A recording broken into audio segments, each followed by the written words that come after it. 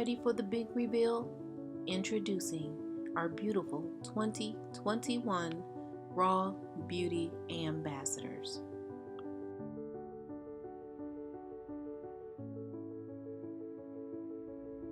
Hi, I am Stephanie. I am a survivor of breast cancer. In March of 2020, during this pandemic, I was diagnosed with stage 1 breast cancer.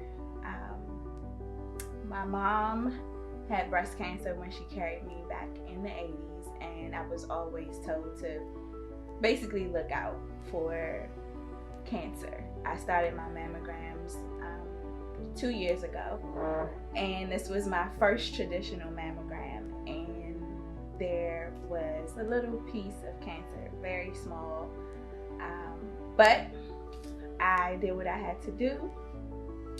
I held my head high, and I took the necessary steps to make sure that I could eliminate this issue. Early detection, of course, would be the best detection. My mom is a huge role model for me because she fought breast cancer twice and had a mastectomy both times. So for me, it's like, it's the norm. It's to not have a mother in the house with breasts. It was the norm. So my reason for doing a mastectomy with reconstructive surgery was just to eliminate the issue from it coming back ever again. My mom hasn't had any cancer since she made that decision. So that's what guided me to my decision. It's a pandemic and it was a little tough because I had to do everything by myself. I've never had surgery, had to go to surgery by myself. I've never had an overnight stay. Even though I didn't have to stay overnight, it's just still going down to surgery, riding into the operating room, and no one's there. There's no one. There's no one to hold your hand until you get there. There's no one to tell you it's gonna be okay. Everything is done by yourself. Everything I did was by myself, not because I didn't have family support, not because I didn't have friends to support me, because of the state of the pandemic.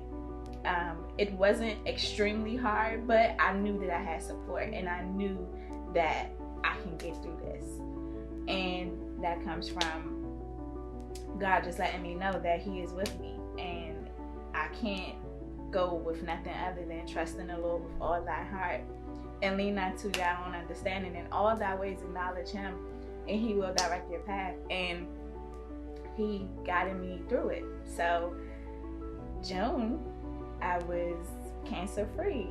I had my cancer removed. I had a lumpectomy, and some other reconstructive surgery had to be done, but I can't really complain. I'm just grateful that I took the leap and I did what I needed to do. And it's crazy because my coworker was diagnosed with breast cancer stage 1 last year, and it just hit me like, you're not exempt. This can happen to you too. And so that's what made me say, you know what, let me just do what I have to do. Regardless of the outcome, I'm gonna do what I have to do. So that's why I'm here today, a survivor. 4 surgeries in. I have 1 more surgery to go, but I just had a mastectomy a month ago. And so when I submitted, I can say this.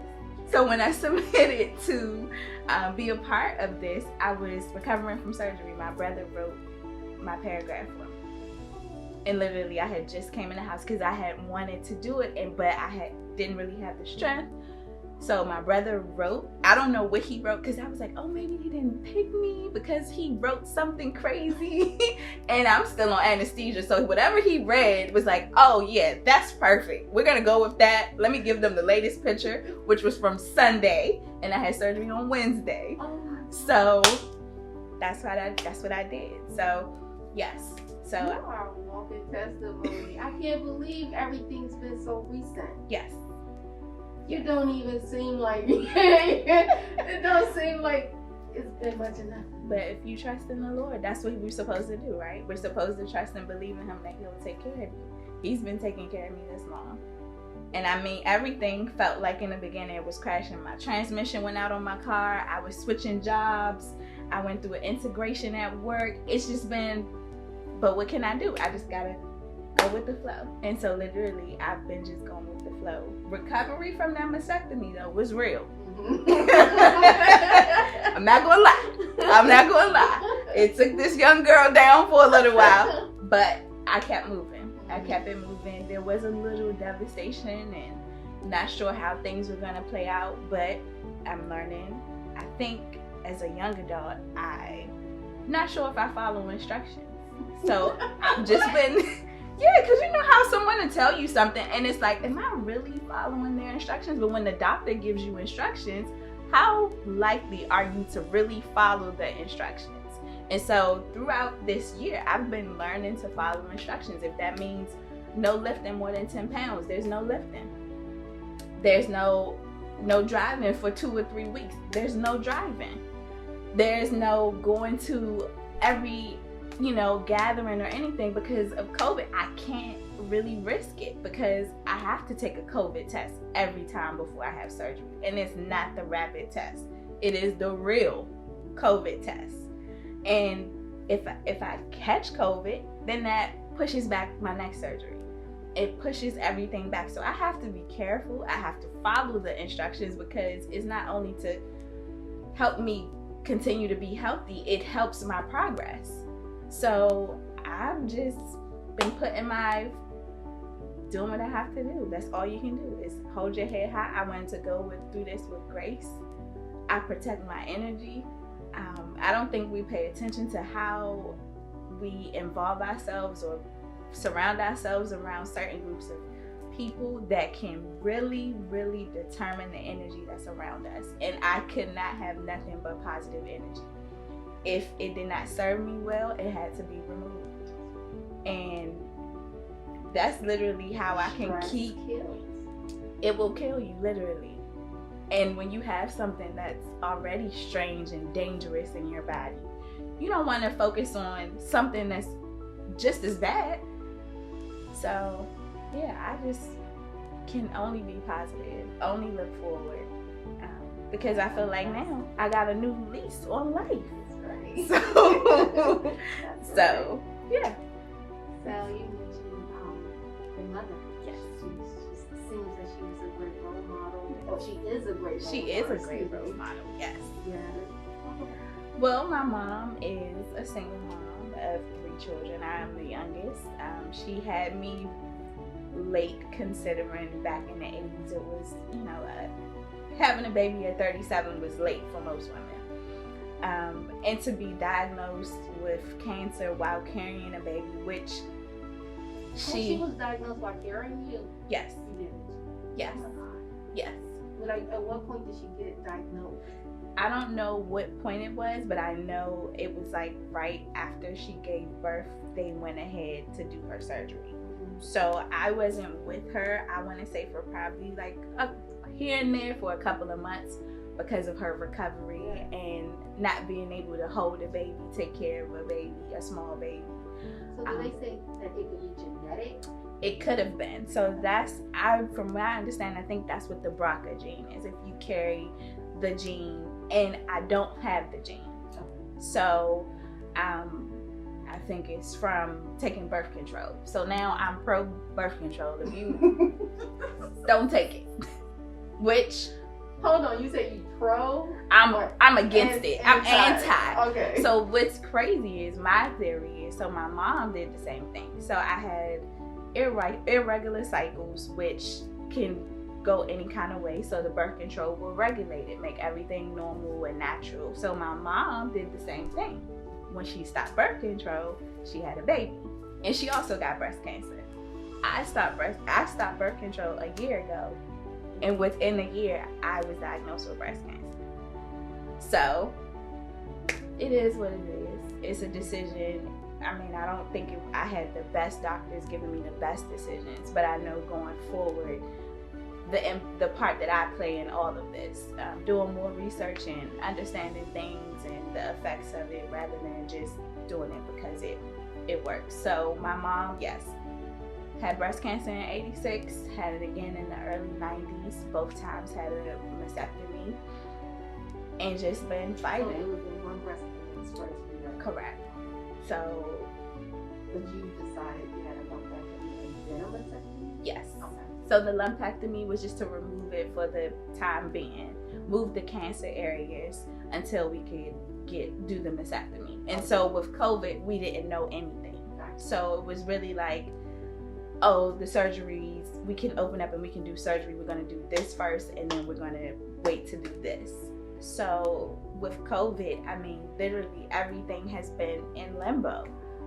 Like, I had a biopsy on my lymph nodes and my doctor didn't like my photos that came back or it came, so she wanted to do an advanced biopsy, which was like a surgical procedure. And literally, I'm the only person in the recovery room. I'm the only person getting prepared for pre-op. I'm the only person in the hallway. And I have to get dropped off because I'm gonna be on anesthesia. I can't, no one can sit in the lobby. No one can do, it's just me by myself. And I think the worst part was before I had the lumpectomy and I had to do the needling where they go in where you had your biopsy and they put the clips in, they go back and they put a needle where the clips are. And my mom does dialysis now, and this needle, he just sprays numbing cream and he goes and finds the clip so that the doctor can have an idea of where the area is, where the cancer is. The most painful thing, I think, I was laying on the table because you lay up, you put your breast down into a square, the person is underneath you, and I just couldn't do nothing but cry on that table. Because no one was there to tell me it was going to be okay. No one was even outside to say it was going to. I had to walk from out of there and walk to operation by myself. Okay, the nurse walked me there. But literally by myself. And so that's what I can say. I can only trust the Lord because nobody was there. I had no one to give me encouragement. I had no one to rub me on the shoulder, pat me on the back and say, you know what, you're doing a phenomenal job. No one could be with me. You're so strong. How old are you? I am 34 now. Yeah, you just had a birthday. I just turned 34. But yes, so yeah. Twin sister. Oh yes. God. So yes. So resilient. So yeah, I guess that's why I felt it was needed for me to share my story, because I am young, and it's to let every young person know, don't ever think you're exempt from something. We know that our families have these traits and these genes and these everything.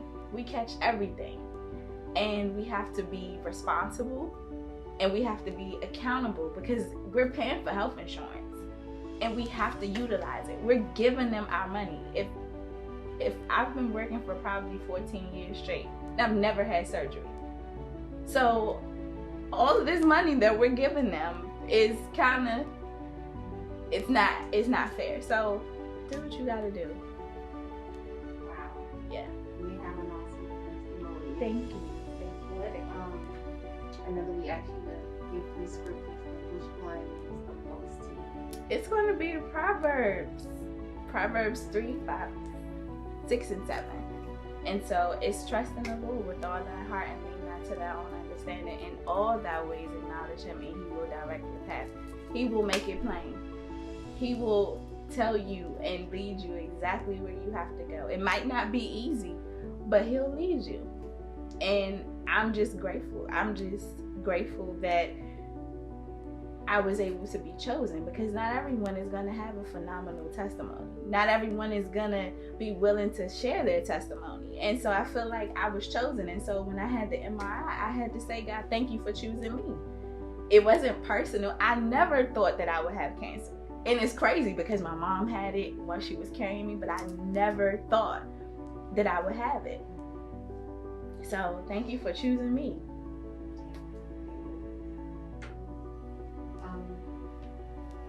did you hear about this? Through my caseworker, Tolu. Glenda? Oh, Tolu.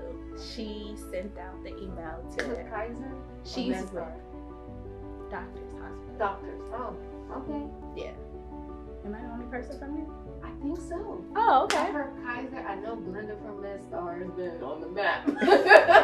But you said Tolu? Tolu from Okay. Doctor's Hospital.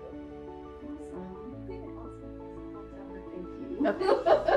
I told, so I'm going today to my plastic surgeon, and I'm like, well, I'm doing the calendar, so I'll have to come at the last appointment for the day. So she's gonna be like, wow, Stephanie, what are you doing?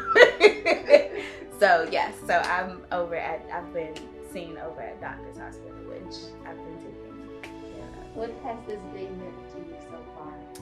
This day has been it's been great to see we're all women of color. We're all being supported. You hear you look nice in that. You hear you look beautiful. I think it's something that we as Black women don't do often. I feel like we should compliment each other just because. Like, if I know I got on a bad shoe, I don't need nobody to tell me I got on a bad shoe, because I know. So when someone says, oh, that's a bad shoe, come on, work with me. So it's been a day of supporting each other, just speaking to each other, because now I think with COVID and the mask and all that, we can't see that I might be smiling at you. And so now that you can take your mask off a little bit, and while someone's sitting across from you getting your makeup done, you're just giving a hey girl, a nice little smile. So it has been very inspirational, just that we can, and I don't know anyone here, as you can see. So it's just been great just to feel like I'm a part of something, even though I don't even really know where I fit in at. And I don't have to fit in, because I'm fine with that. But yeah, so it's been a great, and I feel I'm probably one of the youngest people. So to let them, it's just to let people know, we go through stuff too, and we can go through it with grace. I don't have to be mad. I'm not angry at anyone. I'm not mad. It's just. Is that the stereotype millennials get? Do you feel like that? I feel like sometimes, I know sometimes we can be a little angry, but we're not always angry. And I would say for myself, I'm not angry going through this because I've changed my energy that I'm surrounded around. And if you can look outside your box and you can see what's affecting you, then you can know where you need to make the necessary changes. And I promise you, I think everyone around me now is talking about the energy that they keep around them, because it's a huge impact. It is a huge impact, and we just have to open up our eyes. If you could help one woman going through what you've been through so far, even though it hasn't been that long ago, what encouragement would you share with them? I would just tell them, just keep their faith and hold your head high, and know that all things are possible. You can do it. If I can do it, you can do it. And you can do it.